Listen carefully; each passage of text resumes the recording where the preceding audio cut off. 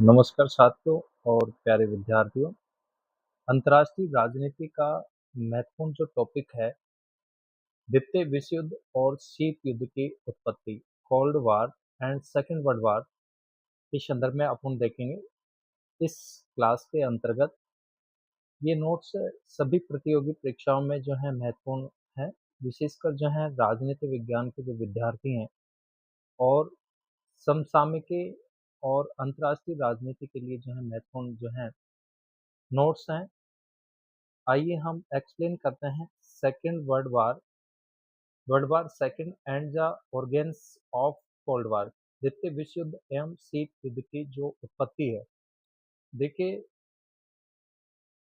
एक तो जो यूरोप और विश्व के जो यूरोप था, यूरोप और विश्व के भविष्य को प्रथम विश्व युद्ध के बाद हुई। जो है यूरोप एवं विश्व के भविष्य को प्रथम विश्व युद्ध के बाद हुई। 1919 की जो वर्साई की संधि थी, जो जर्मनी के साथ में की गई थी, और ये संधि जर्मनी के लिए बड़ी अपमानजनक थी।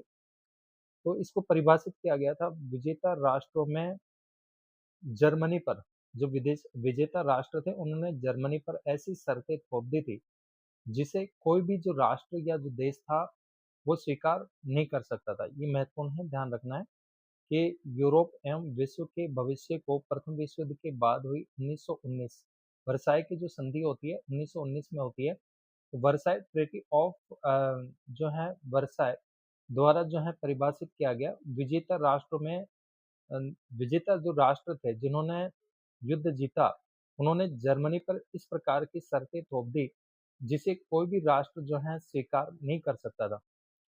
जर्मनी के जो दक्षिण पंथी जो राष्ट्रवादी थे, वो संधि के प्रावधानों से जो है रुष्ट यानी नाराज थे। इसके बाद विश्व की जो आर्थिक व्यवस्था थी वो भी जो है बिगड़ गई थी। यद्यपि हालांकि धीरे धीरे युद्ध की ओर प्रवृत्त होना अनेक जो वर्षों तक जो है अंतर युद्ध काल जो है परिलक्षित होता रहा, दिखाई देता रहा।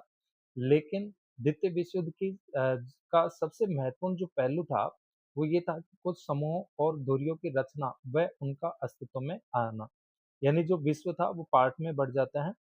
इसके बाद में अपन बात करते हैं द्वितीय विश्व युद्ध, जो सेकेंड वर्ल्ड वार है। द्वितीय विश्व युद्ध के दौरान गुट व्यवस्था का उद्भव, की किस प्रकार से जो संसार है वो गुटों में विभाजित होता है, गुटीय राजनीति में जो है बढ़ जाता है। Emerging block system during second world war. देखिए, अंतरराष्ट्रीय अंतरराष्ट्रीय स्तर पर शक्ति संपन्न बनाने के लिए जो भीषण संघर्ष ही द्वितीय विश्व युद्ध का जो है उद्देश्य था, यानी अंतरराष्ट्रीय स्तर पर शक्ति संपन्न बनाने के लिए भीषण संघर्ष ही द्वितीय विश्व युद्ध का उद्देश्य था। इसने जर्मनी, जापान और इटली वाली जो त्रिध्रुवीय जो व्यवस्था थी, ट्रिपल एक्सिस, को उन चार महाशक्तियों के विरुद्ध खड़ा किया जो अपनी विचारधाराओं से भिन्न होने के बावजूद भी एक थे। सोवियत संघ, यूएसएसआर, जहां साम्यवाद विद्यमान था, साम्यवादी विचारधारा जो है यहाँ पे विद्यमान थी, तथा ब्रिटेन। इसके अलावा जो है फ्रांस, ब्रिटेन के अलावा जो है फ्रांस और संयुक्त राज्य अमेरिका, जहां लोकतांत्रिक पूंजीवादी व्यवस्था विद्यमान थी। हिटलर ने मार्च 1938 में ऑस्ट्रिया में इस प्रकार की स्थिति उत्पन्न कर दी थी कि उसका जर्मनी के साथ में जो है विलय हो गया। इसके बाद उसने अपना ध्यान चेकोस्लोवाकिया की ओर कर लिया और सुडेटन जो क्षेत्र था उसकी मांग की। वह क्षेत्र जहां 3 करोड़ जर्मन वासियों की आबादी थी, जो कि चेक लोगों ने ठुकरा दिया था। इस घटना ने ब्रिटेन को, विशेषकर प्रधानमंत्री जो नेविल चैम्बरलेन थे, उन्होंने युद्ध को किसी भी कीमत पर रोकना ये चाहते थे। सितंबर 1938 में म्यूनिख सम्मेलन, काफी बार पूछ लिया जाता है कि म्यूनिख सम्मेलन जो है कब हुआ, तो सितंबर 1938 में होता है, के लिए बाध्य किया, जहां पर इस बात पर सहमति हुई कि जर्मनी सुडेटनलैंड को अपने अधिकार क्षेत्र में ले सकता है, पर उसे शेष चेकोस्लोवाकिया पर कोई अधिकार प्राप्त नहीं होगा। लेकिन 1939 के आरंभ में हिटलर ने चेक की राजधानी जो प्राग थी को खाली कराने के लिए अपनी सेना को भेज दिया। ब्रिटेन व फ्रांस ने प्रतिक्रिया दिखाई, हालांकि देरी से उन्होंने अपने संभावित लक्ष्य पोलैंड के संरक्षण के लिए संबंध किया। जर्मनी ने सोवियत समाजवादी गणराज्य यूएसएसआर के साथ अगस्त 1939 में गैर आक्रामक संधि नॉन एग्रीमेंट एग्रीशन पैक्ट 1939 पर हस्ताक्षर करने के बाद 1 सितंबर 1939 को पोलैंड पर हमला कर दिया। ब्रिटेन और फ्रांस ने तदनुरूप जर्मनी के साथ युद्ध करने की घोषणा कर दी और इस प्रकार से द्वितीय विश्व युद्ध की जो है शुरुआत होती है। जैसा आप सभी जानते हैं 1 सितंबर 1939 को जो है जो सेकेंड वर्ल्ड वार था वो प्रारंभ हो गया पोलैंड पर जब हमला किया। इसके साथ ही इसके बाद में अपनी सेनाओं को हिटलर जैसे जैसे बाल्कन, उत्तर अफ्रीका, इसके अलावा पश्चिम की ओर भेजता गया, वैसे वैसे युद्ध तेजी से विस्तार होता गया युद्ध का। जर्मनी के शक्तिशाली सैन्य दलों ने नॉर्वे पर आक्रमण किया और उसकी सेनाएं डेनमार्क, बेल्जियम, लग्जमबर्ग एवं नीदरलैंड तक पहुंच गई। ब्रिटेन पर हमला करने के बजाय उन्होंने जून 1941 में सोवियत संघ पर अचानक हमला कर दिया। इसके बाद जापान ने 7 सितंबर 1941 को अमेरिका के पर्ल बंदरगाह पर अचानक हमला कर दिया। उसी समय जर्मनी ने भी अमेरिका के साथ युद्ध की घोषणा कर दी और युद्ध को इस स्थिति में जर्मनी और जापान के हमलों को रोकने का कोई मार्ग नहीं दिखाई दे रहा था।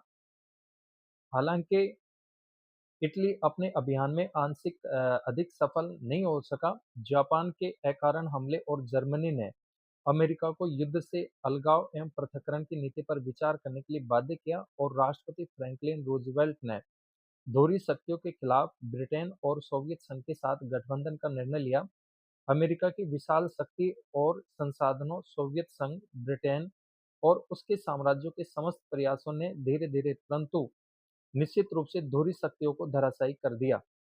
पहले इटली की पराजय हुई, इसके बाद 1944 में नॉर्मंडी पर एंग्लो अमेरिकी हमला हुआ जिसके फलस्वरूप फ्रांस, बेल्जियम, नीदरलैंड को स्वतंत्रता मिली। पूर्व में रूस ने जर्मनी को बाहर धकेला और पोलैंड के जरिए बर्लिन की ओर प्रयास किया। मई 1945 में को जर्मनी ने आत्मसमर्पण कर दिया तथा 6 अगस्त और 9 अगस्त 1945 में क्रमशः हिरोशिमा और नागासाकी, ध्यान रखना काफी बार पूछा जाता है कि जो है जापान के नागासाकी, एक तो हिरोशिमा और नागासाकी पर परमाणु बम कब गिराए गए तो 6 अगस्त और 9 अगस्त को किसके द्वारा, अमेरिका के द्वारा।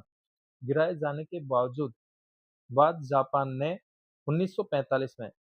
ने जो है 1945 में हार मान ली और उसने आत्मसमर्पण कर दिया। इसके बाद में इतिहासकारों के द्वितीय विश्व युद्ध के उत्तरदायी कारकों के बारे में जो है अलग-अलग मत हैं, अलग-अलग उनकी मान्यताएं हैं, मानना है। हालांकि कुछ पहलुओं पर वे एक मत हैं, कुछ सामान्य रूप से इन कारकों से सहमत है। फासीवाद जैसी जातिवाद को बल प्रदान करने वाली विचारधारा का उदय, जिसने झंडा, पितृभूमि, राष्ट्रवाद एवं साम्राज्यवाद का नारा बुलंद किया। संयुक्त राज्य की पृथकतावादी नीति, ब्रिटेन और फ्रांस की तुष्टीकरण की नीति तथा राष्ट्र संघ की असफलता। कुछ इतिहासकारों का ये भी मानना है कि 1930 के दशक के दौरान अंतर्राष्ट्रीय आर्थिक व्यवस्था के संकट ने भी युद्ध की परिस्थितियों में योगदान दिया और उसका मानना है कि बहुध्रुवीय शक्ति वितरण का पुनरोदय द्वितीय विश्व युद्ध का प्रमुख कारक था। इसके साथ साथ नेताओं के जो महत्व, विशेषकर एडोल्फ हिटलर के नेतृत्व को अनदेखा नहीं किया जा सकता। हालांकि 1945 में जापानी शहर हिरोशिमा और नागासाकी पर परमाणु बमों का गिरना द्वितीय विश्व युद्ध के अंत की शुरुआत की संकेत था, परंतु इसने विश्व इतिहास पर गहरा प्रभाव डाला और ऐसी छाप छोड़ी जिसकी भयावह छाया से भावी घटनाएं भी अछूती नहीं रही। फिर से देखिए हम बात कर रहे हैं सेकेंड वर्ल्ड वार और शीत युद्ध की उत्पत्ति। शीत युद्ध शब्द का प्रथम बार प्रयोग करने वाले जो हैं बर्नार्ड जो है बारूच हैं, जिन्होंने शीत युद्ध शब्द का प्रयोग किया। और शीत युद्ध जो है वाक युद्ध भी था। यह वास्तविक युद्ध न होकर के और वैचारिक आधार पर लड़ा जाने वाला युद्ध था। प्यारे साथियों और प्रिय विद्यार्थियों, द्वितीय विश्व युद्ध और शीत युद्ध की जो उत्पत्ति है, ये निश्चित रूप में ये महत्वपूर्ण नोट्स हैं। इससे आगे हम नेक्स्ट क्लास में चर्चा करेंगे नेक्स्ट और इस चैनल के माध्यम से। तब तक सभी साथी और विद्यार्थियों का बहुत बहुत धन्यवाद।